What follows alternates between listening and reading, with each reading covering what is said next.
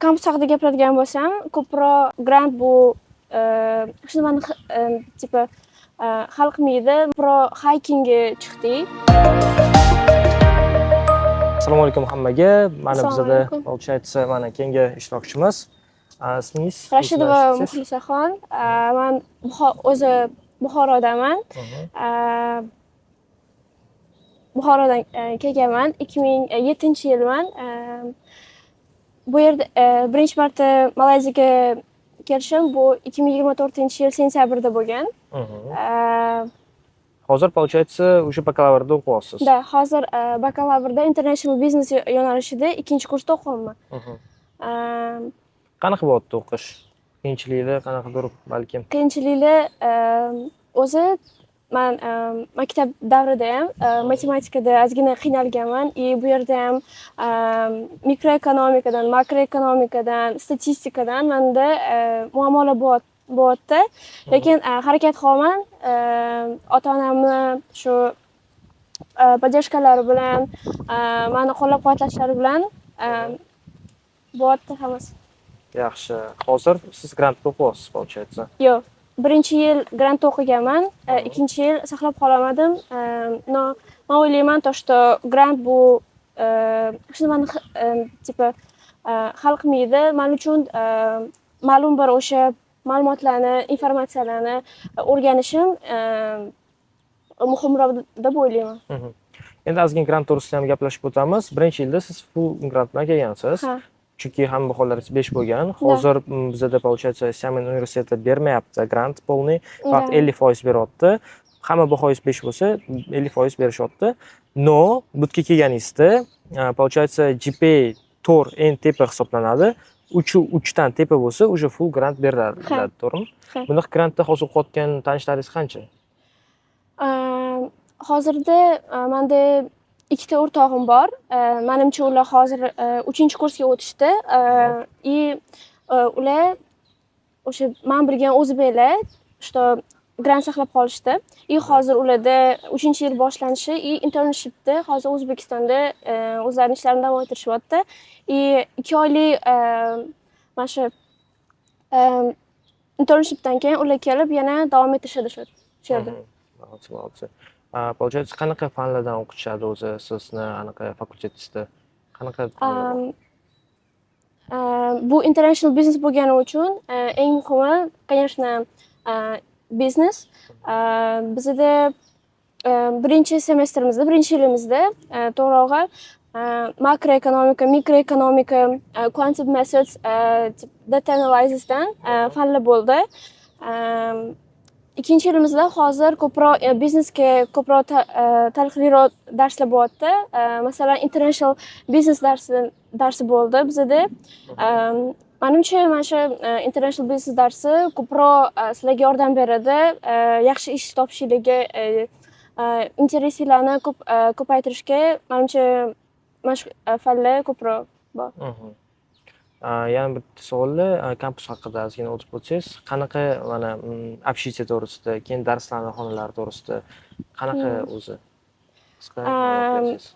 Umuman olganda, kampus bizda yaxshi. Bizda kampus 2ga bo'lingan, LY va D. Hammaga ham LY berilmaydi, chunki ko'p muammolar bo'ladi LY olishda.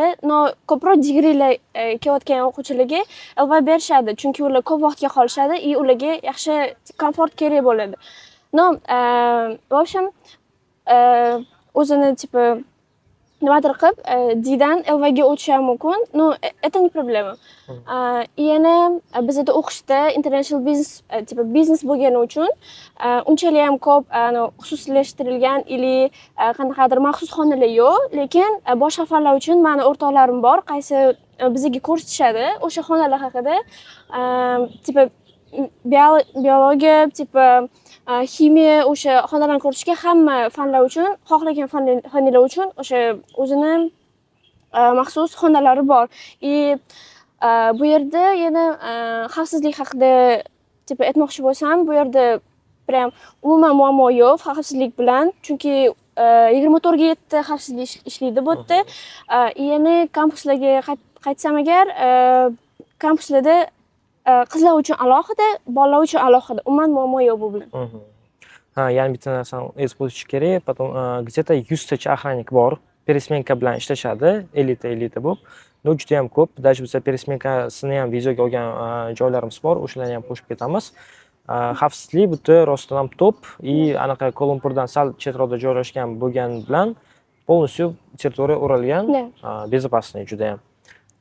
И получается, так kampus to'g'risida eshitdinglar, общительlar, keyin darslik o'tarkan joylar ham mana orqamizda turgan binoda bo'lib o'tadi. Shu yana qanaqa aktivitelar bor qizlar uchun shu Malayziyada и вообще kampusda yoki Malayziyada? Kampus haqida gapiradigan bo'lsam, ko'proq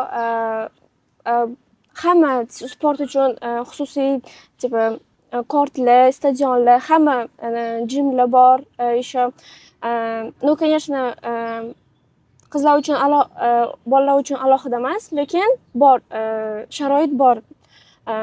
Yugurmoqchi bo'lsangiz ham, ili tennis o'ynamoqchi bo'lsangiz, ili voleybol o'ynamoqchi bo'lsangiz, xohlagan paytingiz kelib o'ynashingiz mumkin.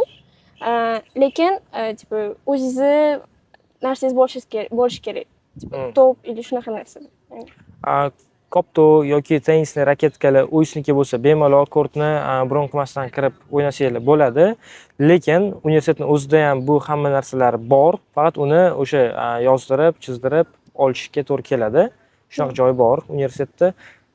Tak, yana qanaqa aktiviteslar bor? Tashqaridami? Balkim Kolumpurga borib ko'rdingizmi, Malayziyada? Bu yerda birinchi yilda ko'proq haykingga chiqdik. Chunki bu yerda havo yaxshi bo'lgani uchun, doim yoz bo'lgani uchun, bu yerda hayking juda ham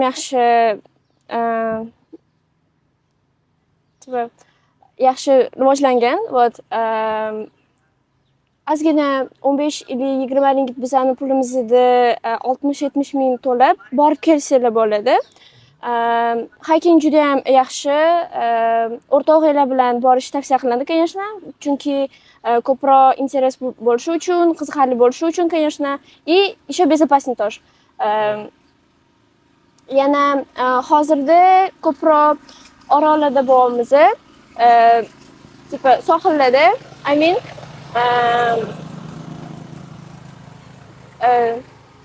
chunki birinchi yilda ko'proq darsimiz qiyinroq bo'lgani uchun hozir ko'proq mana shu sohillarda bo'lamiz. Tushunarli. И получается, mana fakultetni tugatgandan so'ng qanaqa planlaringiz bor sizda? Xudo xolasa, menimcha 1,5 yil, 2 yil qoldi o'qishimni tugatishimga. O'qishimni yaxshi tugatgandan keyin diplomimni olib, magistraturaga harakat qilaman. Harakat qilmoqchisiz. Dальше shu soha bo'yicha ketmoqchimisiz? Da. Bo'ldi, tushunarli Muxlisa. Tanishganimizdan xursand bo'ldik. Bu manfaatli videomizni YouTube'ga qo'yamiz, o'sha yerda ko'rsangiz bo'ladi. Shu bo'ldi. Rahmat. Yana bitta ikkita so'z aytsangiz bo'lsa, bemalol aytib qo'ysangiz bo'ladi. Bu balkim budущий studentlar ham ko'radi bu videoni. Shu universitetdan budущий studentlari. Nima demoqchiman? Menimcha bu universitet har tomonlama qulay deb o'ylayman. Chunki xavfsizlik, hamma sharoitlar, hamma xohlagan fakultetlar bor, shtob o'qish uchun. Men o'ylayman, to'shda bu universitet har tomonlama sizlarni o'qishingizga, yaxshi o'qishingizga, yaxshi sharoitlarga yordam beradi. Rahmat sizga.